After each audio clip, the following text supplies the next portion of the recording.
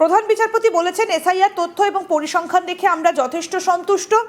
প্রায় 47 লক্ষ মামলা নিষ্পত্তি হয়েছে প্রতিদিন। 1.75 থেকে 2 লাখ, অর্থাৎ 1.25 লাখ থেকে 2 লাখ মামলায় আপত্তি দেখা যাচ্ছে। প্রধান বিচারপতি তখন আরও বলছেন যে 7 তারিখের মধ্যে সব আপত্তির নিষ্পত্তি হয়ে যাবে। নির্বাচন কমিশন 19টা অ্যাপিল ট্রাইব্যুনাল গঠনের বিজ্ঞপ্তি জারি করেছে। এই রকম একাধিক বিষয় নিয়ে আজকে কথাবার্তা হয়েছে। আমরা এই পুরো বিষয়টা তুলে ধরবো যে কি হলো আজকে সওয়াল জবাব পর্বে। আমার সঙ্গে আজকে স্টুডিওতে রয়েছে আমার কলিগ অনির্বাণ এবং বিশিষ্ট আইনজীবী শেখ সেলিম রহমান সরাসরি আমাদের সঙ্গে রয়েছেন।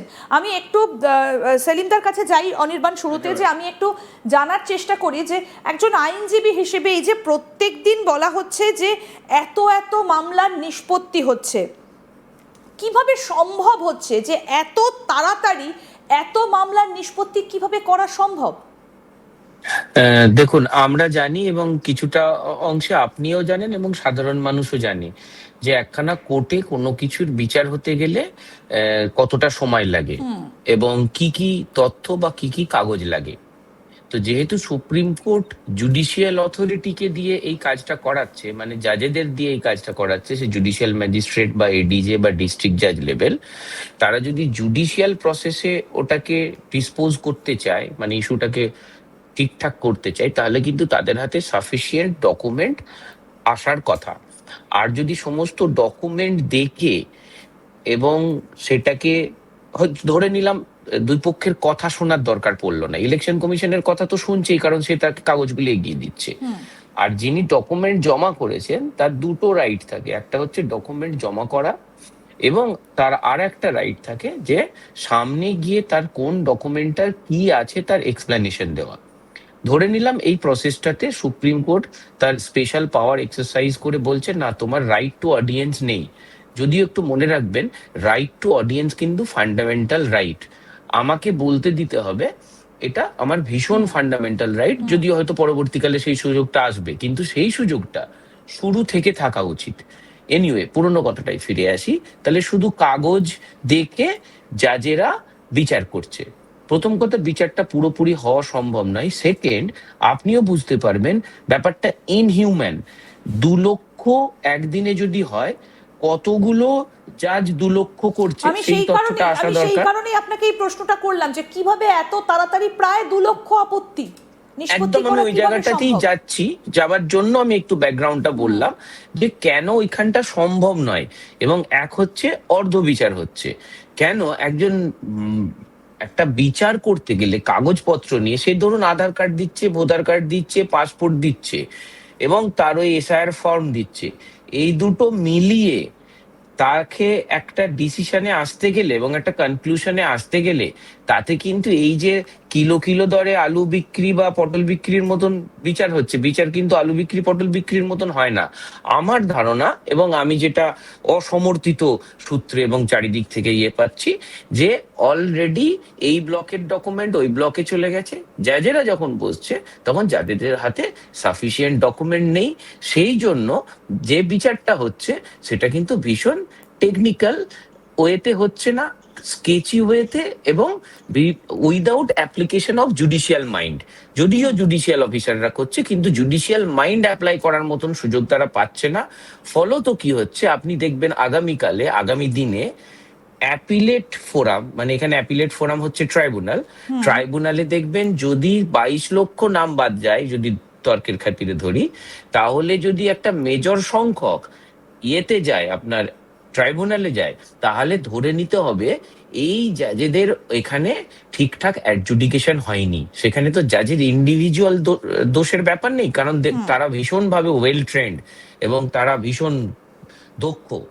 একমাত্র হতে পারে তাদের যে লজিস্টিক সাপোর্টটা, আর লজিস্টিক সাপোর্ট কিন্তু ইলেকশন কমিশনই দিচ্ছেন, এবং সেই লজিস্টিক সাপোর্টের ডকুমেন্ট তাদের কাছে আসছে না এবং সেই সময় তাদেরকে দেওয়া হচ্ছে না যতটা সময় লাগে। এখানে ট্রাইব্যুনাল নিয়ে আপনাকে একটু থামাচ্ছি। এখানে একটা ট্রাইব্যুনাল নিয়ে প্রধান বিচারপতি তো বলেছেন যে নির্বাচন কমিশন 19টা অ্যাপিল ট্রাইব্যুনাল গঠনের বিজ্ঞপ্তি জারি করেছে। তখন কল্যাণ বন্দ্যোপাধ্যায় বলছেন এই অ্যাপিল ট্রাইব্যুনাল একটা আধা বিচারিক ব্যবস্থা। তখন আবার সুপ্রিম কোর্ট বলছে যে এটা বলবেন না, এখানে প্রাক্তন প্রধান বিচারপতিরা বিচারক হিসেবে আছেন।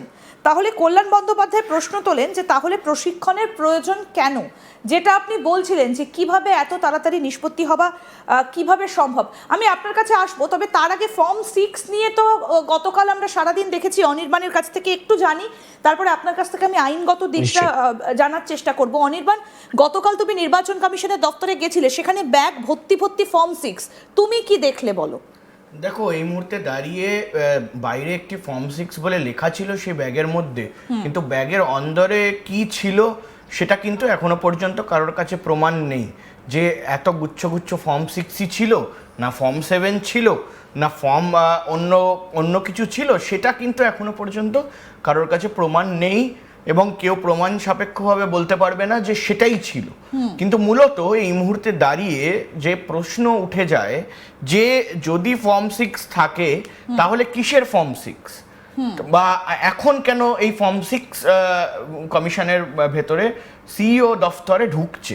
মূলত কালকে সন্ধেবেলায় কিন্তু আমরা দেখি যে সিইও মনোজ আগরওয়াল তিনি এই বিষয় নিয়ে একটি প্রেস কনফারেন্স ডাকেন তড়িঘড়ি এবং পুরো বিষয়টাকে স্পষ্ট করেন যে ঠিক কি কারণের বিষয় সেটাকে স্পষ্ট করেন।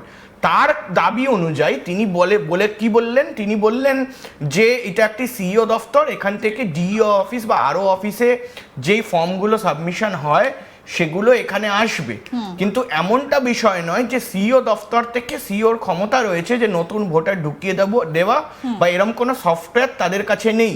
তিনি স্পষ্ট এই বিষয়টা বলেন এবং তার পাশাপাশি তিনি আরও একটি বিষয় উল্লেখ করেন যে ফর্ম 6টা কি, ফর্ম 6টা হলো একটা নতুন ভোটার তাদের সংযোজন করার জন্য একটি ফর্ম, যেখানে নতুন ভোটাররা সেই ফর্মটাকে ফিল আপ করবেন এবং ফিল আপ করার পর নিজের নাম সংযোজন করবেন ভোটার তালিকায়। কিন্তু সত্যি কি এই 31শে মার্চের পর ফর্ম 6 ভরলে সেটা কি জমা পড়বে বা তার ভোটার তালিকায় নাম উঠবে, এবং যদিও নাম ওঠে তাহলে কি তিনি ভোট দিতে পারবেন? এই প্রশ্নটা আমি একটু না, এই প্রশ্নটা আমরা যাব। এই প্রশ্নটার উত্তরে মনোজ আগরওয়াল বলেন যে 31শে মার্চের পর কোনোভাবেই ফর্ম 6 যারা জমা করছেন তারা করতে পারেন, এটা একটি সরকারি দফতর, তারা চাইলে অনলাইন অফলাইন অ্যাপ্লিকেশন করতে পারেন, কিন্তু তাদের নাম সংযোজন করা যাবে না, তারা ভোট দিতে পারবেন না। 31 তারিখ ছিল, সেই কারণেই কি তড়িঘড়ি কালকে নাম ঢোকানো হলো? সেটা এখনো পর্যন্ত আমরা মানে পুরোপুরি সিইও মনোজ আগরওয়াল এই বিষয় নিয়ে বলেনি, এবং তার আগে আমাদের একেবারে সরাসরি এই বিষয় নিয়ে টিপ্পণী করা উচিত নয়, কারণ এটা একটা বিচারাধীন বিষয়। ফলে সে জায়গায় দাঁড়িয়ে সেটা এখন যদি সিইও দফতর করে থাকে বা কমিশন যদি করে থাকে তাহলে কাদের করলো বা কিভাবে করলো এবং আদেও কি বৈধ ভোটারের করলো না অবৈধ ভোটার ঢোকানোর চেষ্টা হলো, এই বিষয়টা নিয়ে প্রশ্ন উঠে। আমি একটু আইনগত দিক